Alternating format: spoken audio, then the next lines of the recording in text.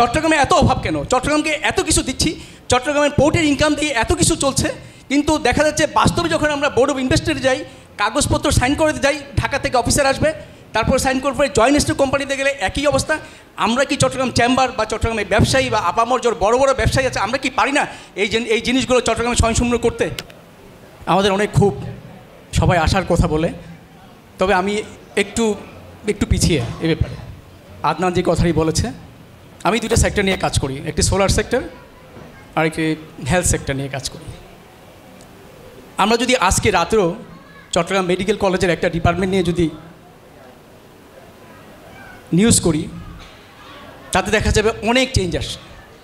Just একটা department নিয়ে, for example oncology, রাতে 2টা পর্যন্ত ডাক্তার দরকার, যেখানে একটা অনকোলজির থেরাপির জন্য একটা মেডিসিন দরকার, একটা ইঞ্জেকশন দরকার, অনেক কিছুই স্বল্পতা, অনেক কিছুরই স্বল্পতা, যেটা অনেককেই নাড়া দিবে। যে আমরা বাস্তবে যেটা কাজ করে যেটা দেখেছি, কাজ করার অনেক সেক্টর আছে। অ্যাটলিস্ট মানুষের প্রথম যে চাহিদাটা অন্ন বস্ত্র বাসস্থান এবং স্বাস্থ্যসেবাটা, এই স্বাস্থ্যসেবা যে কতটুকু পিছিয়ে চট্টগ্রাম শহর, অনেক ডিপার্টমেন্টের অনেক ডাক্তার নাই বা সাহসী কোনো চট্টগ্রাম শহরে।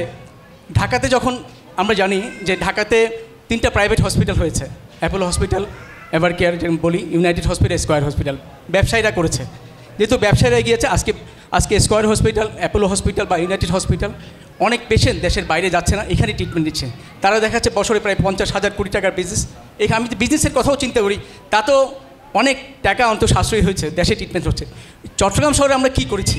আমরা যদি একটা ছেলেমেয়েদের ছোটো বাচ্চাদের একটা পার্কের কথা চিন্তা করি, আমরা ভালো একটা পার্ক পাই না। যে পার্কগুলো ইতিমধ্যে হয়েছে, যে পার্কগুলো আমার মনে হয় যে অসংগঠিত অবস্থা।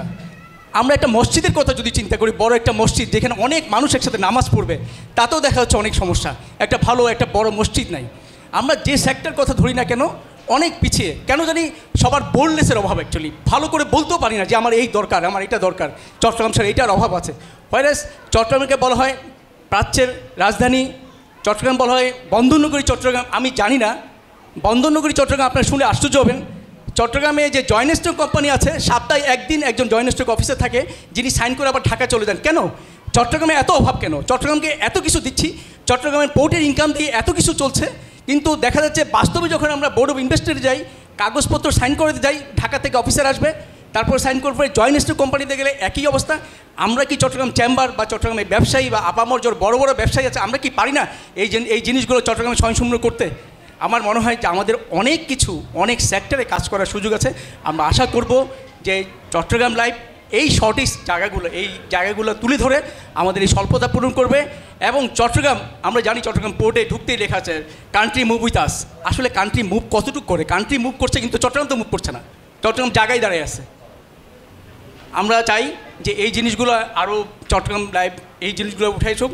তারপরে আমরা ধরি রিনিউয়েবল এনার্জি সেক্টর। আমার সোলার, চট্টগ্রামে বাংলাদেশে প্রায় 11টা ফ্যাক্টরি আছে। আমি চট্টগ্রামে প্রথম একটা ফ্যাক্টরি দিয়েছিলাম সোলার অ্যাসেম্বলিং, চিটংয়ের ফার্স্ট। এটা দেখা যাচ্ছে তাতেও অনেক সমস্যা।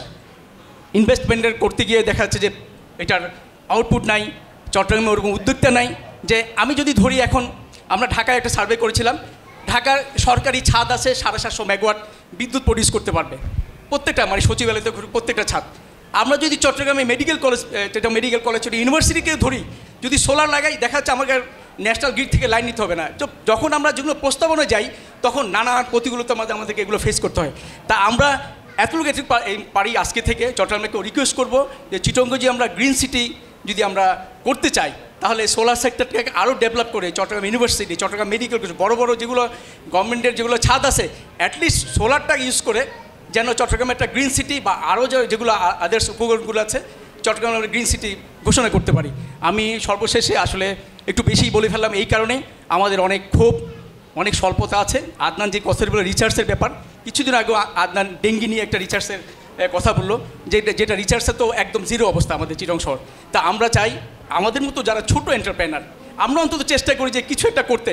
আর আমাদের থেকে যারা অনেক বড় এন্টারপ্রেনার আছে, যতটুকু আমরা সিরিয়াস ব্যবসায়ী দিক বড় বড় পোস্টগুলো দখল করতে, তার যদি 1/4 যদি সিরিয়াস হই, চট্টগ্রামকে যদি আমরা হাইলাইট করতে পারি, চট্টগ্রামে কিছু সেক্টর নিয়ে আমরা যদি কাজ করতে পারি, আমার মনে হয় চট্টগ্রাম আরও বেশি উপকৃত হবে।